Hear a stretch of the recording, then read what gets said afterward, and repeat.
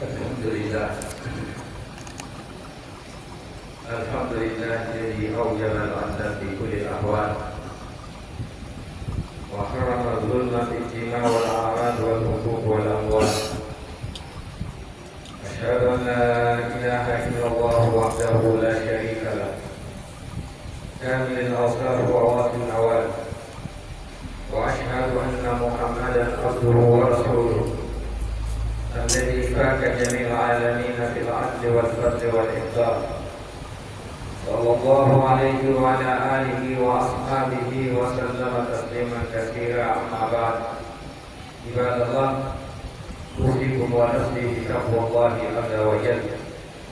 يقول سبحانه وتعالى في محكم تنزيله: يا أيها الذين آمنوا كونوا قوامين بالقسط شهداء لله ولو على أنفسكم أو الوالدين والأقربين. Chers frères et sœurs, chers croyants, rendons toute grâce à Allah, Allah Seigneur de l'univers, Allah qui nous a gratifié du mois béni, le mois de Ramadan. Et ce vendredi déjà, nous fait 15 jours après le mois béni. Nous attestons qu'il n'y a aucune divinité digne d'être adorée en dehors de lui. Et nous attestons que Mohammed sallallahu alayhi wa sallam est son noble serviteur et messager. Salut et paix sur lui, sur sa noble famille, ses valeureux compagnons, jusqu'au jour de la résurrection. Tous ceux qui vont suivre sa voie, nous prions Allah que nous soyons parmi ceux-là.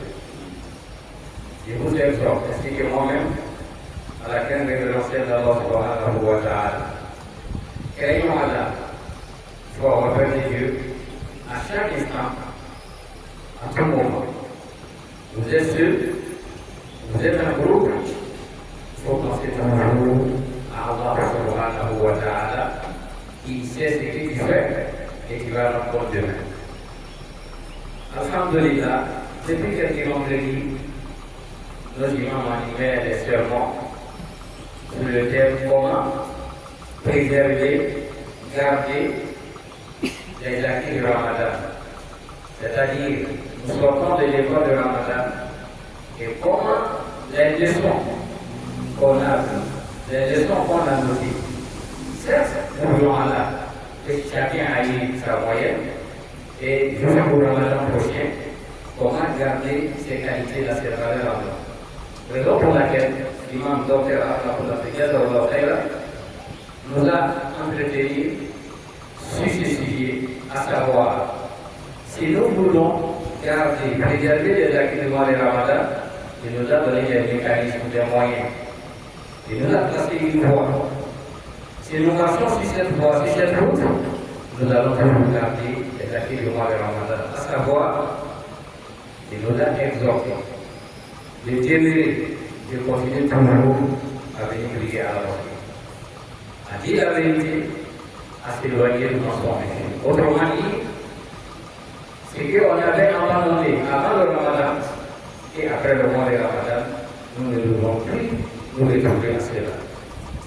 Et parmi les moyens que nous devons nous enseigner, c'est de fréquenter les bonnes personnes. Fréquenter les bonnes personnes, c'est là les quoi? C'est lui qui va te rappeler toujours, il est l'heure, va à la maison avec ta femme. Il est l'heure, va réveiller tes enfants pour aller à la mosquée. Il est l'heure, il faut acquitter les droits et les devoirs des autres. C'est lui qui va te rappeler constamment, régulièrement, à la crainte de Dieu, il faut fréquenter cette personne. Par contre, c'est lui qui te dira, cher ami, c'est vendredi aujourd'hui, on va où? On fait le tour où? Il dit, fais attention, ne marche pas avec la personne, car il va t'aider à détruire tes acquis, les qualités que tu as eues pendant le mois de Ramadan, car parce que tu vas bouger chaque année.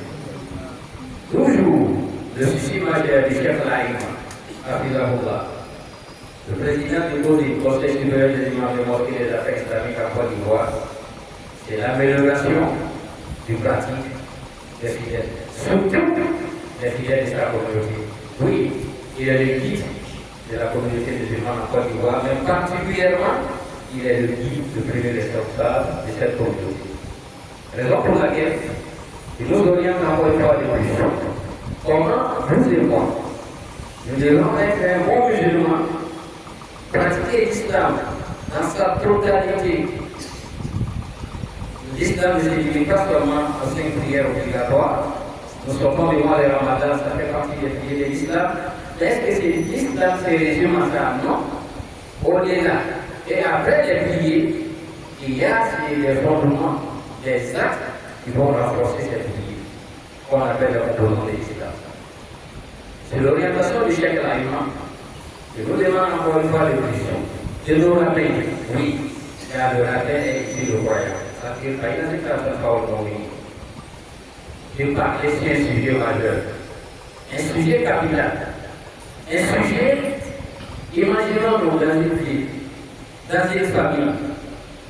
Le père ne joue pas son rôle. La maman, elle a démissionné. Les enfants ne se voient pas qu'ils sont des enfants. C'est-à-dire que ce sont ces enfants-là, lorsqu'on leur demande d'exécuter des ordres, non. Les enfants vont faire ce qu'ils veulent. Ça, c'est quelle famille? On va dire cette famille est vouée à l'échec. Cette famille n'a pas d'avenir. Mais par contre, imaginons dans cette famille où la justice, l'équité règne. Le père joue son rôle. Évidemment, la maman pareil. Et le père, c'est pas parce qu'il est le père qu'il va se donner tout sur les droits sur les enfants. Opprimer, prendre l'intérêt des filles, faire ce que c'est là, non. Donc, de la famille, nous allons appliquer ça sur le quartier. Dans une cité où le président de cette ville, c'est lui-même qui est à la base de tout sur les désordres. Dans une commune, si le maire est le responsable du désordre, imaginons la commune.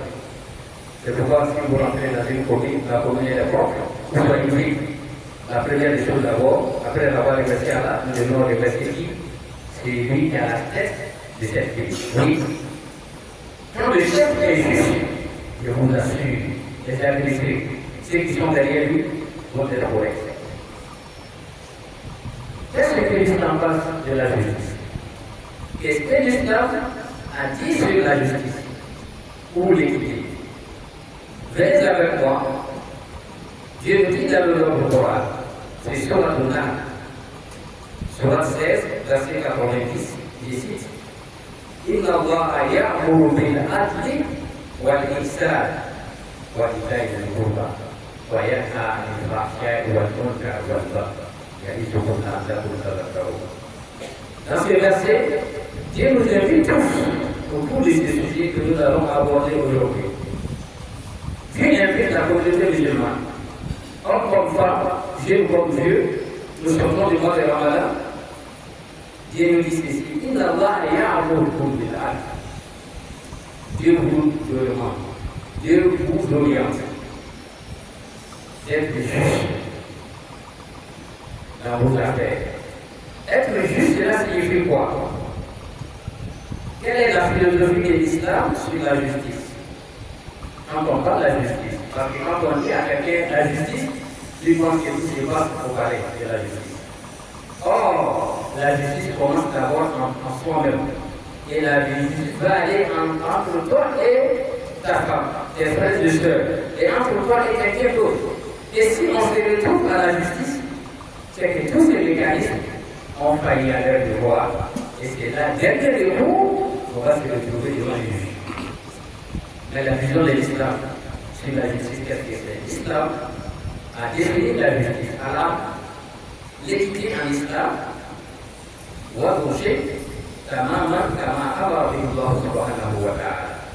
c'est-à-dire la justice en islam, c'est de placer quelque chose là où on doit placer.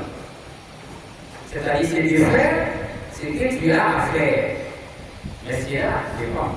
Ce que tu as à faire, que ça fait partie des recommandations d'Allah subhanahu wa ta'ala.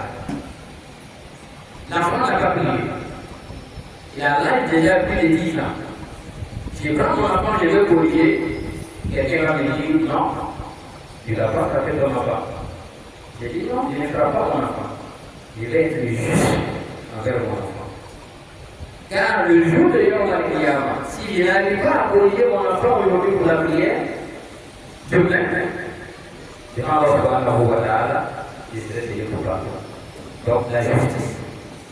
Être juste en islam, l'équité en islam, c'est de placer les droits et les devoirs là où on doit les placer. Car nous donne la bonne compréhension.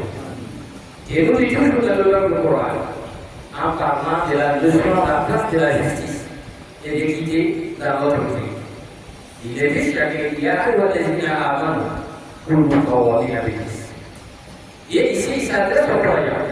Il dit, oh, vous avez prié à Allah, vous qui sortez du mois de Ramadan, vous voulez préserver les acquis du mois de Ramadan, c'est la piété qui est l'objectif. Mais comment on peut comprendre juste si on n'a pas la crainte de Dieu? Comment tu peux être juste si tu n'as pas la crainte de Dieu? C'est impossible. C'est pourquoi le sujet est capital.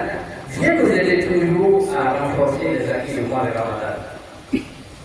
Et quelle est la philosophie de l'islam sur la piété? Mais nous allons donner plusieurs exemples. Imaginons-nous encore. La philosophie de l'islam sur la justice, c'est quoi? Dans un État, dans une famille, dans une commune où la justice règne, où l'autre ne va pas voler bien d'autrui, ne va pas insulter quelqu'un, ne va pas lui porter main, comme nous l'assistons à chaque fois qu'il va dans certains secteurs, surtout le transport. Quand il a besoin de ses clients, il est respectueux, il est juste. Mais une fois le client est à bord de son véhicule, le client devient son ennemi.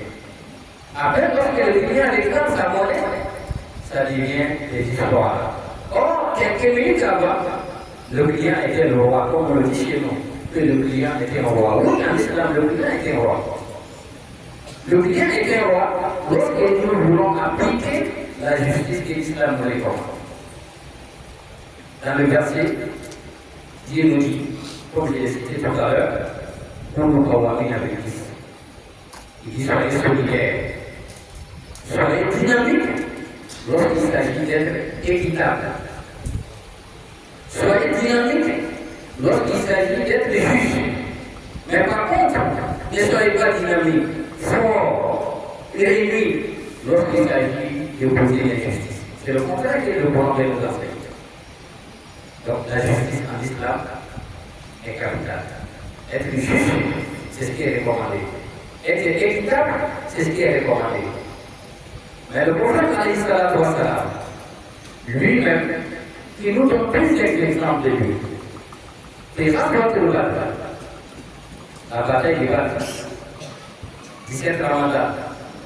Lorsque le prophète alayhi salatu wa salam va commencer à aligner ses compagnons, vos questions, comment placer ces soldats, il avait un petit bâton.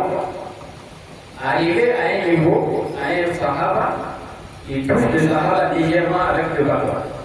Nous parlons de la justice du prophète alayhi salatu wa salam qui est notre modèle. Quelle personne, homme comme femme, se voit supérieur à autrui? Si tel est le cas du prophète alayhi salatu wa salam, il dit la supériorité, c'est la crainte de Dieu. C'est mon chef? Oui, il joue ton rôle. Et quand il joue ton rôle, c'est là où on dit c'est un vrai chef. Un vrai chef, c'est celui-là qui est juste. Et le prophète alayhi salatu wa salam va toucher le ventre du compagnon légèrement en le taquinant. Et qu'est-ce que sera la réaction de ses compagnons? La réaction du compagnon était extraordinaire. Il dit, oh, mais ça vient de Dieu, ce que vous voulez faire, vous n'êtes pas juste. Vous imaginez, ils sont là, les ennemis ne sont pas loin. Le prophète alayhi salatu wa salam va demander aux compagnons de s'aligner et il va taquiner un de ses compagnons avec le bâton qui était en ses mains. Et le compagnon va dire, oh, mais ça vient de Dieu, il n'a pas été juste. Le prophète alayhi salatu wa salam, si c'est vous, quelle est la relation? Ton frère qui dit, patron, il n'est pas juste. Vous avez gagné. Automatiquement, il a signé son renvoi, il sera renvoyé du travail. La servante dit à madame, madame, vous n'êtes pas juste. Madame l'a dit, toi tu dois policier aujourd'hui. Mais quand quelqu'un parle, l'art de la justice, il faut prendre du temps pour écouter. Il faut prendre du temps pour écouter, analyser, avant de réagir. Le prophète va écouter le compagnon. Qu'est-ce que tu veux? Parce que moi, Mohamed je vois juste ici, je vois tout le monde en témoin. Il a commencé à rire. Il dit, certes, je vais prier pour moi. Un compagnon, il demande au prophète ce que tu viens de me faire, je vais prier pour moi. C'est comme quelqu'un qui demande au Cheikh Aïma, je donne un exemple pour me faire comprendre. Pendant Cheikh Aïma, comme tu m'as statué, tu as tout ce que je fais, si je ne suis pas content, je vais retirer pour moi. Ça se passe devant vous. Ou soit quelqu'un dit à son ministre, que vous n'êtes pas juste que vous venez de faire. Parce qu'il a choisi ceux qui doivent l'accompagner en mission. Ton nom ne figure pas, il dit qu'il n'y a pas juste. Est-ce qu'il me dit va te donner du temps? Mais le prophète allait sur la voie, ça la met au-delà de tout ça. Et il va écouter. C'est un enseignement pour chacun de nous. Il ne suffit pas d'écouter. C'est la mise en pratique qui nous intéresse. C'est à partir de là, on commence tout doucement les premiers pas à faire la justice. Et le prophète allait sur la voie, ça va lui dire, ok, comme tu insistes, tu veux retirer pour toi, tant mieux. Moi, je me place bien retirer pour toi. Et quand le prophète allait sur la voie, ça va soulever son ami et il vient. Il embrasse l'objet qui s'était envoyé, certes, maintenant je vais le retirer pour moi, vu que je voulais l'embrasser. Ça, c'est le prophète à la porte. Et personne ne met dans sa tête que la justice, lorsqu'on me demande pourquoi il m'a demandé, non, c'était pas ça. Le prophète ne s'est pas fâché, et ici, le compagnon a eu le prix d'or. Parce qu'il a pu remplacer le nom du prophète à la porte. Voilà l'objectif. Mais l'objectif, qu'est-ce que nous retenons? Le prophète à la porte a accepté d'abord que le monsieur retire pour lui, c'est-à-dire il va rembourser pour lui.